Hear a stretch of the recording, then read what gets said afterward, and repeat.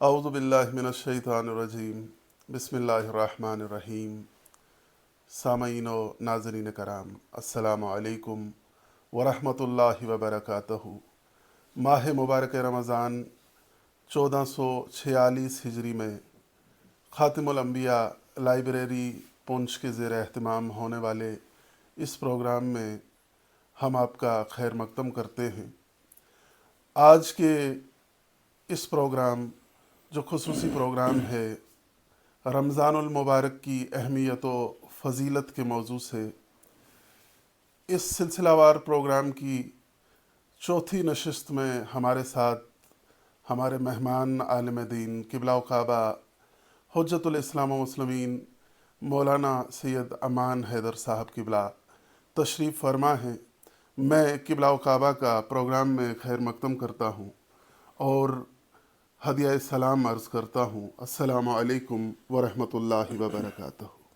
اعوذ باللہ من الشیطان اللعین الرجیم، بسم اللہ الرحمن الرحیم، نحمد و نصلی محمد وآل بیتہ۔ بہت بہت شکریہ، علیکم السلام ورحمۃ اللہ وبرکاتہ۔ آپ نے خدمت کا موقع عنایت فرمایا، اس کا بہت میں مشکور ہوں، اور ناظرین و سامعین کی خدمت میں میں سلام عرض کرتا ہوں۔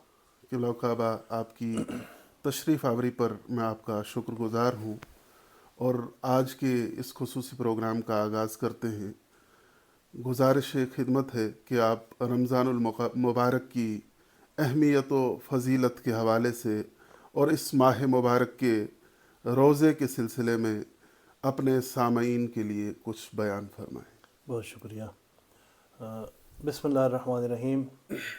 مومن کرام، آج کے اس چوتھی ماہ رمضان مبارک کے سلسلے کے آغاز میں حضرت امام جعفر صادق علیہ السلام کی ایک قول مبارک سے کروں گا کہ جس میں مولا روزے کے فلسفے کے سلسلے میں ارشاد فرما رہے ہیں کہ امام فرماتے ہیں کہ انما فرض اللہ الصیام لیستوی بہ الغنی والفقیر۔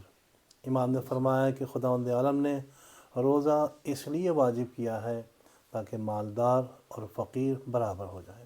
یہ کتاب من لا یحضر الفقیر میں موجود ہے۔ ماہ رمضان مبارک کی اہمیت کے حوالے سے رسول خدا حضرت محمد مصطفیٰ صلی اللہ علیہ وآلہ وسلم نے آخری جمعے میں ایک خطبہ ارشاد فرمایا، اور خداوند عالم کی حمد و ثنا کے بعد ارشاد فرمایا، اے لوگو، تمہاری طرف خدا کا مہینہ یعنی رمضان المبارک اپنی برکت و رحمت و مغفرت کے ساتھ آنے والا ہے۔ ایسا مہینہ جو بہترین مہینہ ہے، جس کے دن بہترین دن، جس کی راتیں بہترین راتیں، جس کے لمحات بہترین لمحات ہیں۔ ایسا مہینہ جس میں تمہیں خدا کی مہمانی کی طرف دعوت دی گئی ہے۔ تمہاری سانسیں تسبیح الہی کا ثواب رکھتی ہیں، اور اس میں تمہارا سو جانا بھی عبادت ہے۔ اس مہینے میں تمہارے اعمال قبول ہوتے ہیں، تمہاری دعائیں مستجاب ہوتی ہیں۔ خداوند عالم سے خلوص کے ساتھ دعا کرو کہ تمہیں اس مہینے کے روزوں اور قرآن کریم کی تلاوت کی کامیابی دے۔ بدبخت ہے وہ انسان جو اس مہینے میں خداوند عالم کی رحمت و مغفرت سے محروم ہو جائے۔ بہت شکریہ قبلہ۔ ہم یہ بھی جاننا چاہیں گے، کیونکہ شب ماہ مبارک رمضان کی چوتھی شب ہے، اس چوتھی شب کے جو مخصوص اعمال ہیں، کیا اس شب کے کچھ مخصوص اعمال بھی ہیں؟ جی، اس چوتھی شب میں ویسے تو ہر شب کے ایک مشترک اعمال پورے ماہ رمضان مبارک میں ہیں، وہ پورے ہر رات میں انجام دینے ہیں، وہ آپ کو پہلے کو ہی بتایا جا چکا ہے۔ اب یہ مخصوص چوتھی شب کے اعمال میں سے کتاب الوسائل میں یہ نماز جو ہے رسول خدا حضرت محمد مصطفیٰ صلی اللہ علیہ وآلہ وسلم سے وارد ہوئی ہے۔ رسول فرماتے ہیں کہ اس رات 8 رکعت نماز ہے۔ طریقہ کیا ہوگا؟ وہی اس کی نیت ہوگی کہ نماز میں پڑھتا ہوں شب چوتھی ماہ رمضان مبارک کی قربتاً الی اللہ۔ 8 رکعت نماز ہوگی، اور یہ 8 رکعت نماز 2 کر کے پڑھی جائے گی۔ 2 رکعت پڑھیں گے بسلام، پھر 2 بسلام۔ کیا پڑھیں گے؟ ہر رکعت میں 20 مرتبہ سورہ الحمد 1 مرتبہ، اور سورہ انا انزلناہ فی لیلۃ القدر یہ 20 مرتبہ پڑھیں گے۔ سورہ الحمد 1 مرتبہ، اور 20 مرتبہ ہر رکعت میں 20 مرتبہ سورہ انا انزلناہ پڑھیں گے۔ 8 رکعت نماز ہے۔ اور پھر اس کے حوالے سے رسول فرماتے ہیں کہ جو بھی یہ نماز پڑھے گا اس شب میں، جو بھی یہ نماز پڑھے گا اس کی نماز کا ثواب کیا ہوگا؟ رسول فرماتے ہیں خدا اس کے اعمال کو 7 انبیاء جنہوں نے اللہ کے پیغام کو پہنچایا ہے اس کے برابر اعمال کا جو ثواب ہوتا ہے اللہ وہ عطا کرے گا۔ قبلہ، ماہ مبارک رمضان کے چوتھے دن کی دعا اور اس سے حاصل ہونے والے درس زندگی کے حوالے سے قبلہ اپنے سامعین کے لیے کیا بیان فرمائیں گے؟ ہم بہت مشکور ہیں اور آپ کے اور اس خادم الانبیاء لائبریری کے، اور حقیقت میں ہم تمام جتنے بھی شہد کرار محبان اہل بیت ان کو ان ماہ رمضان مبارک کی دعاؤں کے سلسلے میں خاص طریقے سے توجہ کرنی چاہیے۔ مثلا آج کی جو چوتھی شب کی دعا ہے اس میں مولا فرماتے ہیں کہ اللہم بسم اللہ الرحمن الرحیم، بنام خدا الرحمن الرحیم، اللہم قوینی فیہ علی اقامت امری، پروردگارہ مجھے اس دن یعنی اس ماہ میں اپنے احکام بجا لانے کی قوت عطا فرما، وَأَذِقْنِي فِيهِ حَلَاوَةَ ذِكْرِكَ، پروردگارہ خداوندہ مجھے اس ماہ میں اس دن میں اپنے ذکر کی شیرینی اور مٹھاس کو چھکا دے، وَأَوْزِعْنِي فِيهِ لِأَدَاءِ شُكْرِكَ بِكَرَمِكَ، پروردگارہ مجھے اس دن اور اس ماہ میں اپنے کرم سے اپنی شکر گزاری کی توفیق عنایت فرما، وَاحْفَظْنِي فِيهِ بِحِفْظِ سَتْرِكَ، فرمائے کہ اے میرے رب مجھے اس ماہ اور مہینے میں اپنے حفاظت اور پردہ پوشی کے ذریعے سے محفوظ فرما، یا ابصر الناظرین، اے سب سے زیادہ دیکھ بھال کرنے والے۔ یہ دعا ہے، اس سے کچھ موضوعات ہیں جو حاصل ہوتے ہیں، عناوین ہیں جو اسباق ہیں، سبق حاصل ہوتے ہیں۔ ان میں مثلا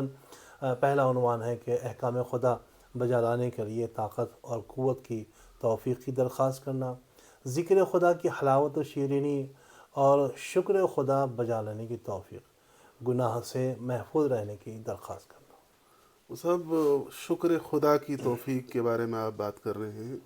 قبلہ، ہمارے ناظرین یہ بھی ضرور جاننا چاہیں گے کہ شکر کی توفیق کیسے حاصل کر سکتے ہیں؟ شکر کے حوالے سے جو بات کی اس سلسلے میں سب سے پہلے ہم یہ دیکھیں کہ شکر کی اہمیت و فضیلت کیا ہے۔ اس سلسلے میں پروردگار عالم نے سورہ بقرہ آیت نمبر 152 میں ارشاد فرماتا ہے کہ وَاشْكُرُوا لِي وَلَا تَكْفُرُونَ، اور میرا شکریہ ادا کرتے رہو، ناشکری نہ کرو۔ اس سلسلے میں مولا متقیان حضرت علی ابن ابی طالب علیہ السلام فرماتے ہیں الشکر زینت الغنا والصبر زینت البلوہ، فرماتے ہیں کہ شکر تمنگری، صبر و آزمائش کی زینت ہے۔ یہ مرحلہ ہوا، اس کے بعد پھر آپ دیکھیں کہ مثلا شکر کرنے والے کو شاکر کہتے ہیں۔ اب ذہن میں نہیں آیا کہ ہم شکر ادا کرتے تو اس سے خدا کو فائدہ ہوتا ہے، نہیں، خداوند عالم سورہ نمل آیت نمبر 40 میں ارشاد فرما رہا ہے کہ وَمَن شَكَرَ فَإِنَّمَا يَشْكُرُ لِنَفْسِهِ، جو کوئی بھی شکر کرتا ہے تو وہ اپنی ہی بھلائی کے لیے شکر کرتا ہے، اور جو کوئی ناشکری کرتا ہے تو پروردگار عالم، میرا پروردگار عالم بے پرواہ اور وہ سخی ہے۔